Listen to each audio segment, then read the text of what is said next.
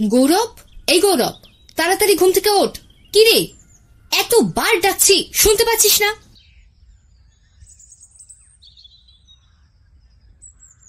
আহা মা, এত ডাকাডাকি কিসের? ঘড়ির কাঁটায় কটা বাজে দেখেছিস? আর একটু ঘুমাতে দাও। তাড়াতাড়ি ওঠ, কথা আছে তোর সাথে। গৌরব তাড়াতাড়ি তার মায়ের কথায় ঘুম থেকে উঠে পড়ল।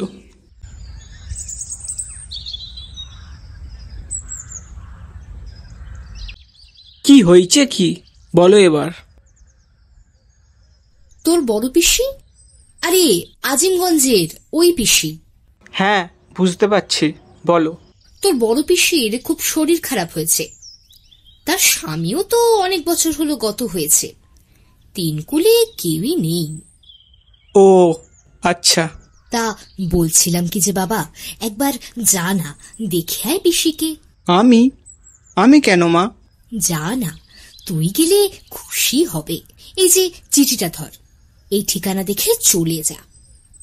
ঠিক আছে ঠিক আছে, তুমি যখন বলে দিয়েছ আর না করার তো কোনো সুযোগ নেই, আমি যাব। তারপর গৌরব তার মায়ের হাত থেকে চিঠি নিয়ে আজিমগঞ্জের উদ্দেশ্যে বেরিয়ে পড়ল।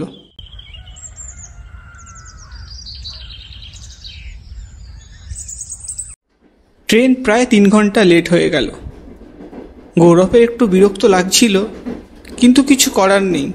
তার মায়ের আদেশ, তাকে তো যেতেই হবে।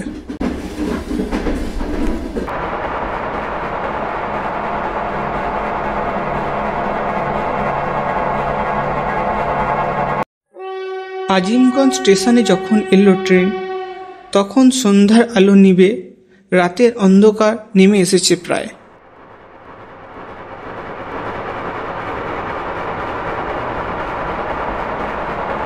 স্টেশনের চারদিকে একদম শুনশান, কোনো জনমানব সেভাবে দেখতে পাওয়া যাচ্ছে না।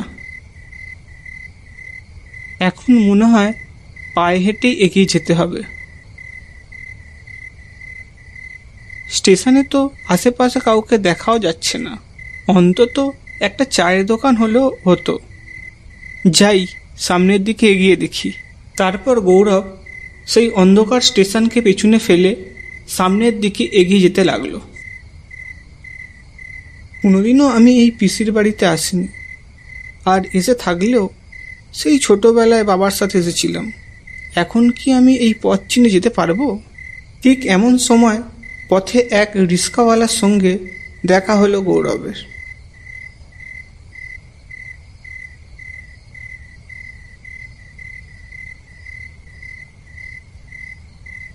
দাদা, আপনি কি বলতে পারবেন চিলতলার মাঠটা কোথায়? চিলতলার মাঠ যাবেন? এই তো, এই রাস্তা ধরে একটু এগিয়ে যান, সামনেই পড়বে। আপনি কি ওদিকে যাবেন? না না বাবু, আমি তো ওইদিকে যাই না, আপনি হেঁটেই চলে যান। ও আচ্ছা, বেশ। গৌরব একাই পথ ধরে হেঁটে যেতে থাকে। আমি তো কোনো মাটি দেখতে পাচ্ছি না, চারদিকে কেবল অন্ধকার। চিঠিতে তো এই ঠিকানাটাই ছিল। এইদিকে রাতও তো হয়ে যাচ্ছে, কি যে করি। ঠিক এই সময় কেউ একজন পিছন থেকে এসে কাঁধে হাত রাখল গৌরবের। আঁতকে ওঠে গৌরব। সে পেছন ফিরে দেখে রোগা চেহারার একজন বৃদ্ধ, শাড়ি পরা মহিলা, চুলগুলো উস্কো খুস্কো। কিরে, আমার বাড়ি খুঁজে পাচ্ছিস না বুঝি? পিসি, তুমি এখানে? শুনলাম তুই আসবি, তাই তো এলাম। কিন্তু তোমার তো শরীর খারাপ শুনে আমি এখানে এলাম। এখানে দাঁড়িয়ে দাঁড়িয়ে কথা বলবি নাকি যাবি আমার সঙ্গে? হ্যাঁ, চলো। পিসির পেছন পেছন গৌরব যেতে লাগলো।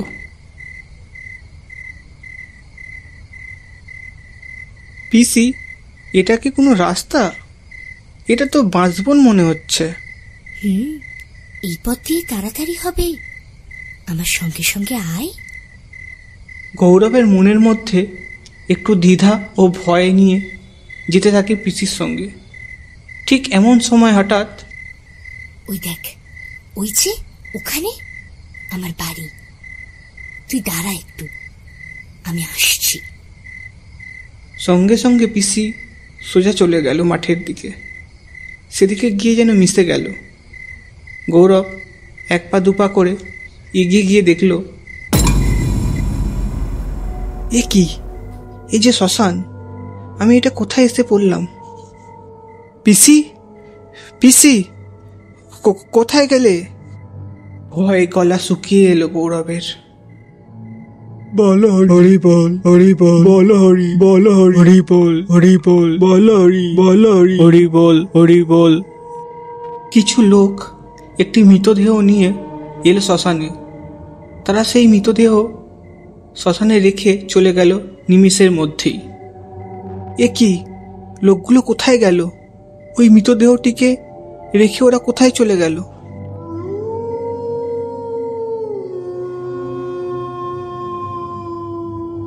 ঠিক এমন সময় একটা আধপোড়া হাত ক্রমশ গৌরবের দিকে এগিয়ে এলো, এবং তারপরেই পিসি তার ভীষণ চেহারা নিয়ে গৌরবের দিকে এগিয়ে আসতে থাকে। কিরে, কোথায় পালাচ্ছিস? তোর পালানোর সব পথ বন্ধ। পিসির চোখের মনির কোনো অস্তিত্ব নেই। সারা শরীর আধপোড়া, হাতের চামড়াগুলো উঠে রক্ত মাংস দেখা যাচ্ছে। সাথে একটা বিকট গন্ধ যেন চারদিকে ছড়িয়ে পড়েছে। ভয়ে জোরসোর হয়ে গেছে গৌরব। পিসি, পিসি, এ আমি কি দেখছি? ছেড়ে দাও, হ্যাঁ আমাকে ছেড়ে দাও। কেন রে? যখন বারবার করে একটু সাহায্য চেয়েছিলাম, আসতে বলেছিলাম আমার কাছে, তখন তোরা কোথায় ছিলি? এখন আমি মরে গেছি আর তুই এসেছিস? ছাড়বো না, কাউকে ছাড়বো না। পিসি তার ভয়ঙ্কর চেহারা নিয়ে ক্রমশ এগিয়ে গেল গৌরবের দিকে। ফাঁকা শুনশান শ্মশানের মধ্যে গৌরবের গলা ধরে শূন্যে উঁচু করে ফেলল সেই ভয়ঙ্কর চেহারার পিশাচ। ছেড়ে দাও, ছেড়ে দাও।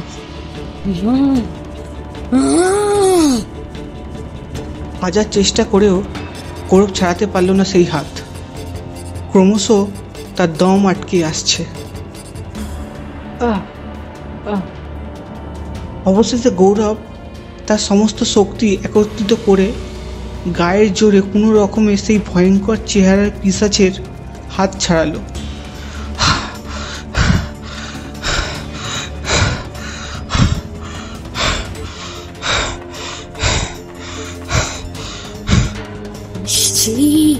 আমি আসছি, তোকে ছাড়বো না, ছাড়বো না।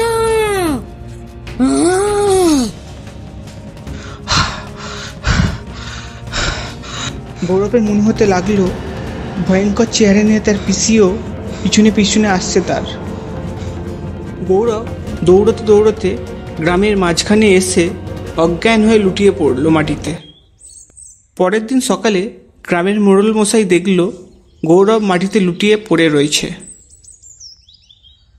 এই ছেলে, এই ছেলে, কে তুমি? কোথায় আমি? তারপর মোড়ল মশাই গৌরবকে এক চায়ের দোকানে নিয়ে গিয়ে বসালো। কি হয়েছে খুলে বলো তো আমাকে একটু, তুমি এত কাঁপছো কেন? তারপর সব ঘটনা গৌরব খুলে বলল মোড়ল মশাইকে।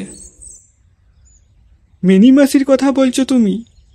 সে তো আজ থেকে প্রায় 7 মাস আগে মারা গেছে।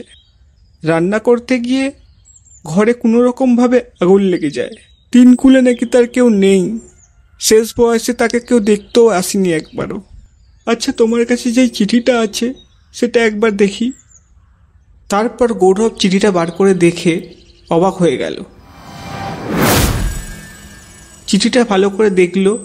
আসলে চিঠিটা পাঠানো হয়েছে প্রায় 9 মাস আগে, কিন্তু এই চিঠিটা আমাদের কাছে কিছুদিন আগেই পৌঁছেছে। তারিখটা লক্ষ্য করিনি আমরা।